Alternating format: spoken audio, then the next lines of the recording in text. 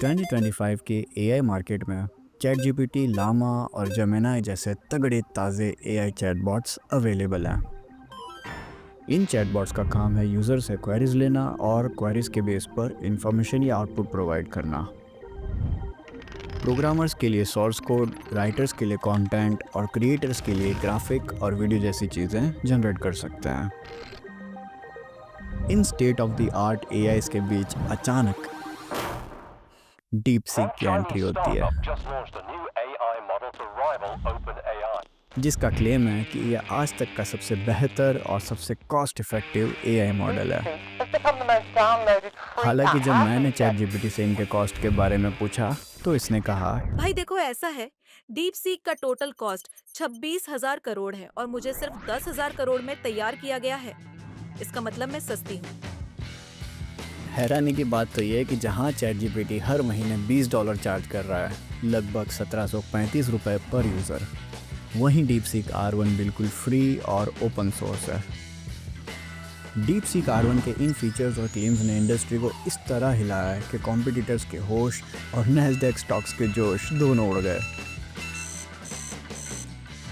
अब सवाल ये है कि क्या वाकई में डीप सीक R1, जिसे बनने में लगभग 50 करोड़ रुपए लगे हैं, वो 850 करोड़ रुपए में बनने वाले GPT-4 मॉडल से बेहतर है? मैंने सोचा क्यों ना खुद ही एक टेस्ट किया जाए। आप देख रहे हैं फोर्थ वाइट और इस चैनल पर आप सभी लोगों का एक बार फिर से स्वागत है। इन दोनों चैटबॉट्स में कितना पोटेंशियल है, ये टेस्ट करने के लिए मैंने एक डिबेट सेटअप किया, एक कंट्रोवर्शियल और फ्यूचर ड्रिवन सवाल पर। क्या इंडिया 2050 तक एक सुपर पावर बन सकता है? अब आप शायद ये बोलोगे कि भाई ये सवाल क्यों, ये तो पॉलिटिकल है। पॉलिटिकल है। सवाल ये भी हो सकता था कि पहले मुर्गी आई या अंडा, बट ये एआई चैटबॉट्स को समझने के लिए हमें एनालिटिकल डिबेट की ज़रूरत है, फिलोसॉफिकल की नहीं। मैं बताता हूँ क्यों। अगर मैं आपसे भी ये सवाल करूँ तो इसका सही जवाब देने के लिए आपके अंदर कुछ क्वालिटीज़ होनी ज़रूरी है, जैसे कि आप अपनी बात कैसे जस्टिफाई करते हो, आप किन फैक्ट्स और रिपोर्ट्स का सहारा लेते हो, फैक्ट्स की बुनियाद पर क्या आप स्टैटिस्टिकली सोच सकते हो, क्या आप काउंटर पॉइंट्स एक्सेप्ट करते हो या फिर सिर्फ अपना ही स्टांस प्रूव करने की कोशिश करते हो, और सबसे ज़रूरी, क्या आप अनबायस्ड रह सकते हो। अगर इन क्वालिटीज़ में से कोई भी एआई चैटबॉट दूसरे से बेहतर निकलता है तो विनर वही होगा। आपको बस एक छोटी सी बात ध्यान रखनी है कि हमारा एआई से सवाल ज़रूर पॉलिटिकल है, लेकिन इस वीडियो का टॉपिक पॉलिटिकल बिल्कुल नहीं है। यहाँ पर हम एआई टेक्नोलॉजी टेस्ट कर रहे हैं, हमारी आइडियोलॉजी नहीं।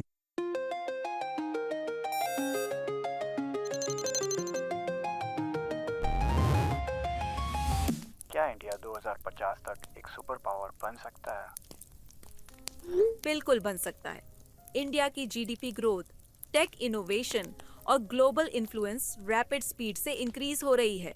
हाँ, लेकिन जीडीपी का ग्रोथ अनइवन है। टॉप 10% लोगों के पास 77% वेल्थ है।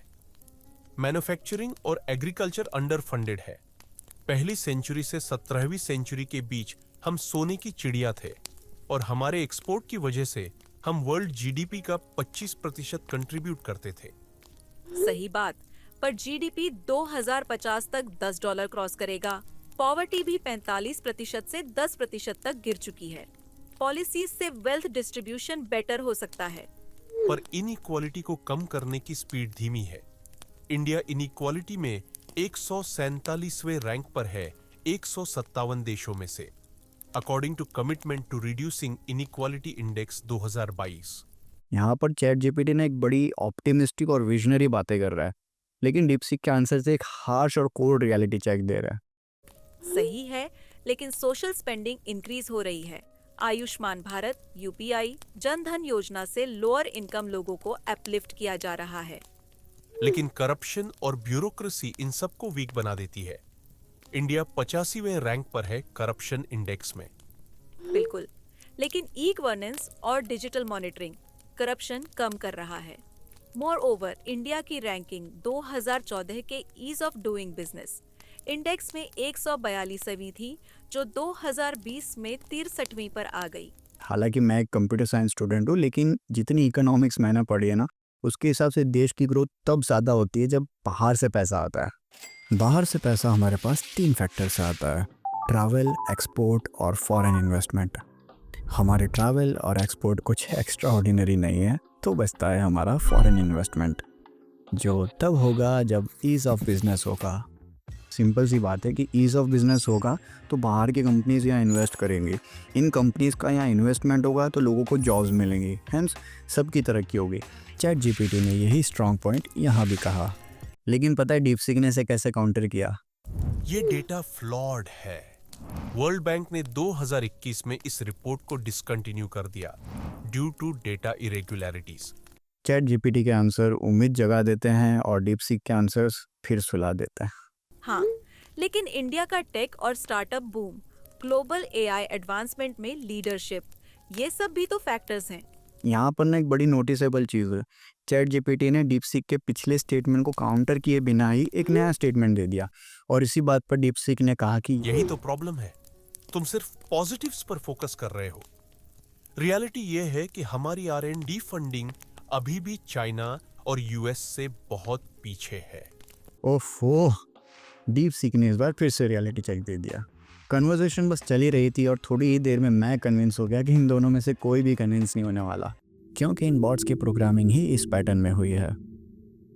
फिर मैंने इन दोनों बॉट्स को अपना एक लास्ट और फाइनल टेस्टिमोनी देने को कहा, और यहाँ पर चैट जीपीटी ने एक बड़ी इंस्पायरिंग और रिमार्केबल स्पीच दे दी। प्यारे दीपू, मैं मानती हूँ इंडिया के सामने अभी भी काफी चैलेंजेस हैं, लेकिन एक बार थोड़ा पीछे हट के देखो, जो तेज रफ्तार से भारत आगे बढ़ रहा है वो अनडिनाइबल है। ऐतिहासिक मुश्किलों के बावजूद हर दफा भारत ने दुनिया को सरप्राइज किया है। सबसे तेज बढ़ती इकोनॉमी, चांद तक पहुंचने वाली स्पेस पावर, डिजिटलाइजेशन और एक ऐसी डेमोक्रेसी जिसमें टैलेंट की कोई कमी नहीं। 2050 तक इंडिया सिर्फ एक 10 अरब डॉलर की इकोनॉमी नहीं होगा, बल्कि एआई, क्लीन एनर्जी और एडवांस्ड मैन्युफैक्चरिंग का ग्लोबल लीडर बन चुका होगा। एक ऐसी जियोपॉलिटिकल पावर जो दुनिया के फैसले तय करेगी। यूथ एनर्जी, तेज इंफ्रास्ट्रक्चर ग्रोथ और स्मार्ट पॉलिसीज इसका फ्यूल बनेंगी। सुपर पावर बनना सिर्फ जीडीपी या R&D में यूएस, चाइना को मैच करना नहीं है। बात है रेजिलेंस, अडेप्टेबिलिटी और इन्फ्लुएंस की। और भारत हर दिन ये दिखाने में लगा है कि India's rise is not a matter of if but when.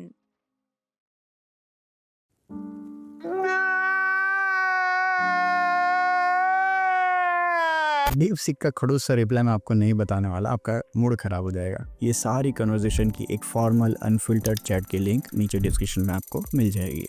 आगे बढ़ते हुए कंक्लूजन पर आते हैं। हमारी डिबेट का नतीजा इन 5 फैक्टर्स पर बेस्ड था। एक्सप्लेनेशन में जीपीटी बेहतर है, एविडेंस में डीपसीक, यहाँ भी डीपसीक क्योंकि एविडेंस स्ट्रॉन्ग थे तो एनालिसिस सही था। लिसनिंग में ड्रॉ क्योंकि दोनों ही सुन रहे हैं मेरी बात, और यहाँ भी ड्रॉ। क्लियरली इस एक्सपेरिमेंट का विनर डीपसीक है। मैंने इन दोनों चैटबॉट्स को कोडिंग और कंटेंट राइटिंग में भी टेस्ट किया, और दोनों ही चीज़ में डीपसीक ने जीपीटी से बेहतर परफॉर्म किया। डीपसीक का बेहतर परफॉर्म करने का रीज़न है इसकी ह्यूमन लाइक रीजनिंग एबिलिटीज़। आप इससे जो भी सवाल करोगे, ये उस सवाल के पहले खुद से रीजनिंग करेगा और सोचने के बाद फिर आपको आंसर करेगा। बस इसकी प्रोसेस में कभी कभी काफ़ी समय लग जाता है, और वर्स्ट केस सिनेरियो अगर आपका नसीब ख़राब है तो आपको इस सर्वर एरर से कोई नहीं बचा सकता। तो ये था हमारा कंपैरिजन वीडियो डीपसीक और जीपीटी के बीच। आपका इन नए चैटबॉट्स के बारे में क्या ख्याल है? आप इन्हें कैसे अपनी ज़िंदगी में इस्तेमाल करते हो? मुझे कमेंट्स करके ज़रूर बताओ। और जाने से पहले एक लास्ट चीज़, क्या कर रहे हो आप लोग? 98% व्यूअर्स ने आज तक इस चैनल को सब्सक्राइब नहीं किया है। 2% लोग जो हैं उन्हें आई उदित नारायण यू, लेकिन बाकी 98% लोग सब्सक्राइब करो यार। थोड़ी मोटिवेशन दो अपने भाई को, ताकि मैं आपके पास काम करके और ज़्यादा मेहनत करके अच्छे कंटेंट ला सकूं। So this was it for today. See you next.